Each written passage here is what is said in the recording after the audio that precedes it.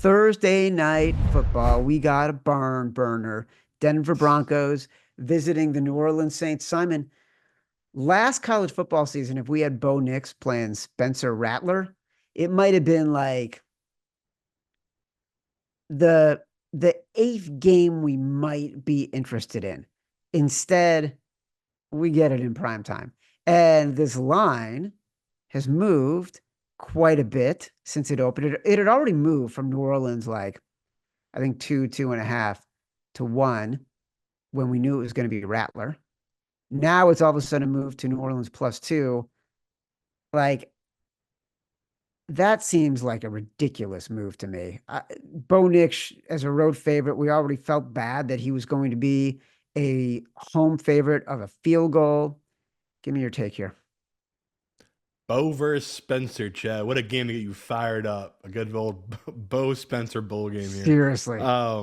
It's gross, but you just nailed it, right? We're supposed to take the Saints here, especially Yeah. off all this line movement. And I think it could be because Olave is out as well. You know, we'll see who the healthy receivers are going to be for the Saints team. They have a lot of injured guys right now. So that's what the movement's based off of. Because of that, I'm going Broncos. I know it's tough. I can't believe I'm doing it, but I like to take the favorites on Thursday night. I mean, I talk all the Yes. time. There's a reason that the favorites historically, this is the spot you want to take them. And this week, I really want to be on the home dogs. Here, it's just tough for me to get there. Like the injuries, we talked about how they're going to catch up for the Saints team. How do they not catch up to a team that now has their number one, number two receiver out, their best offensive linemen's out, and their starting quarterbacks out? So on the flip side, Denver, they've kind of, for the most part, escaped this injury bug. And I know they looked bad last week, but I was impressed by Bo Nix coming back in that game. Like the kid has a never die attitude. Turned that into a ball game last week where most rookie QBs kind of go woe is me and pack it in. And we did not see that last week for Bo Nix. So I bet this when it was Broncos -1. I'd still take it here at -2. Once it crosses 2.5, though, that's when I think the value really shifts to the Saints team. So I think if you want to take the Broncos here, I think there's still value on this number.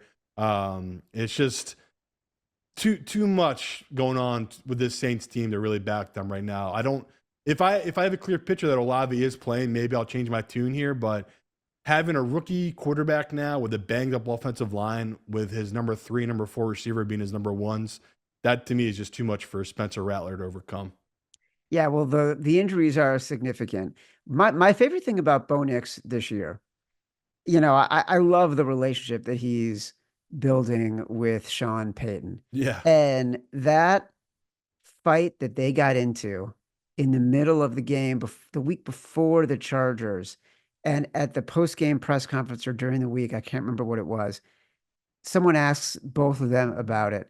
And Sean Payton is giving sort of a thoughtful answer of Bo Nix is a rookie quarterback and he's learning. And Bo Nix gets the question and his answer is, oh, he just said, I love you. And I just said, I love you back. Like, the guy clearly has a great attitude. He is clearly fearless when it comes to this stuff. And as you noted, and he's done this multiple times now this season where his team is out of it.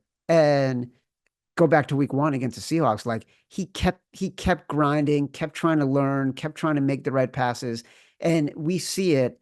The Broncos are not pulling any punches. They are not giving him a rookie playbook. That first pass in the game against the Chargers, it was an interception, but they're going down the field. Like, Sean Payton is not pulling any punches here. Very impressive. I don't mind what you're saying. I don't want to bet it. I actually No. bet the under in this game. That's the first thing I did. I got it at 37.5.